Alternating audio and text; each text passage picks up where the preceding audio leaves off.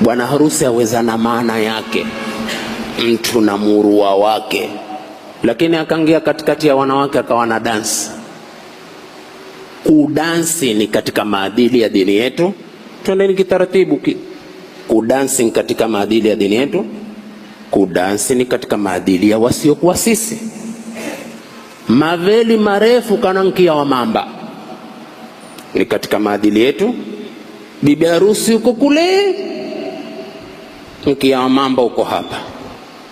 Tena watu wakawa hushikiza shikiza, kwa sababu ukimwata atakula chomo na maveli yake. Hizo si ni taklifi, mbali ya kujifananisha na wasiokuwa sisi. Kuvishana pete si miondoko yetu jamani, mutatua roho zetu. Na ukiambiwa sema hawa huleta tabu katika dini, ni katika maadili yetu. Kubusiana ovyo ovyo ni haki yako, mke wako, lakini umeambiwa funga lango zimenataa. Leo sharia ikakuruhusu funga lango zimenataa. Sasa la kupanda majukwaa, la kubusiana, kupigana kesi, atikushikana na mivili.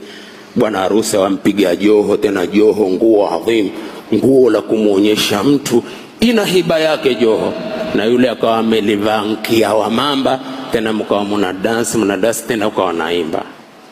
Hivi wewe uvae joho zuri, mke wako jukwaa, watu tele, tena waimba imba? Hapana. Hata kama haya yatafanywa na mamangu, taambia hapana, hapo mama umepotea maboya, tusameheane fi dunia wal akhirah.